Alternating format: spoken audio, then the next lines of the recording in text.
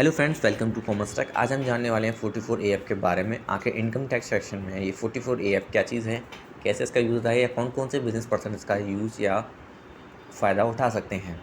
ठीक है, अगर आपको कोई भी डाउट रहता है इस वीडियो के अंदर तो आप हमें कमेंट कर सकते हैं ताकि हम नेक्स्ट वीडियो में उस डाउट को क्लियर कर सकें। ठीक है, तो चलिए चलते हैं सीधे वीडियो के ऊपर और बताते हैं आपको 44AF के बारे में और डिटेल से विद बेसिकली ब्रीफ के साथ।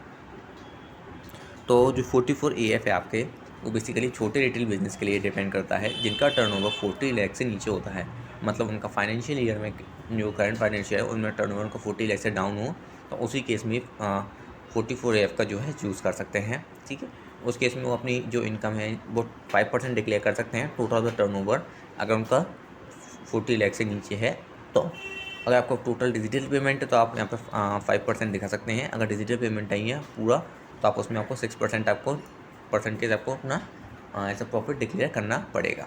ठीक है, अब बताते हैं हम इसके बारे में और नई चीज़ों के बारे में, जैसे कि इसमें 44AF में जो है आपका HUF इंडिविजुअल, ठीक है, और पार्टनरशिप फर्म तीनों ही यहाँ पे एप्लीकेबल है, बट डिपेंड करता है आपके रेजिडेंस स्टेटस पे। आपका जो स्टेटस है वो NRI नहीं होना चाहिए, तो उस केस में आप इसको यहाँ पे चूज़ कर सकते हैं। आपका NRI स्टेटस नहीं है तो, और आपका जो टर्नओवर है पीछे का जो भी है बैक ईयर का, वो 2 करोड़ से ऊपर ना गया हो कभी भी, ऐसा भी आपको ध्यान रखना होगा इसमें। ठीक है, और इसमें बेसिकली जो रिटेल सेल गुड्स ही लिए जाते हैं, मतलब जिनका ब्रीफली डिस्क्रिप्शन होता है कि इनका बिज़नेस क्या है, तो वो रिटेल बिज़नेस वालों के लिए यहाँ पे दी गई है स्कीम। ये वाली जो दी हुई है या जो सेक्शन जो डिस्क्राइब किया गया है वो रिटेल बिज़नेस वालों के लिए यहाँ पे मेंशन किया गया है।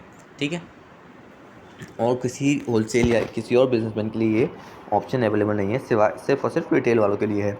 इसमें आपको बताइए था 6% आप ले सकते हैं जो आपका ट्रांजैक्शन कैश में या और डिजिटल दोनों में हो।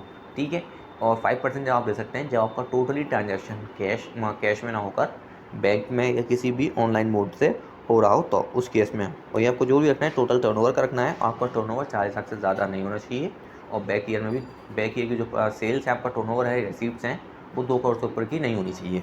ठीक है, वो भी मैंने आपको इसके बारे में बता दिया है। रही बात डिडक्शन की, तो 44AF में अब इस समय कोई भी डिडक्शन एप्लीकेबल नहीं है, क्योंकि न्यू रिजिम के हिसाब से तो यहाँ पे अब कोई भी डिडक्शन जो है एप्लीकेबल नहीं किया गया 80C वालों में से या फिर 80 के जो भी डिडक्शन हैं उसमें। बस एक आधी डिडक्शन है जो आपको मिल सकता है, जो कि सब पर्सन को मिल रहा है, वही मिल सकता है, बट जो डिडक्शन है नए रिजिम में वो बंद कर दिए गए हैं। ठीक है, मिलते हैं।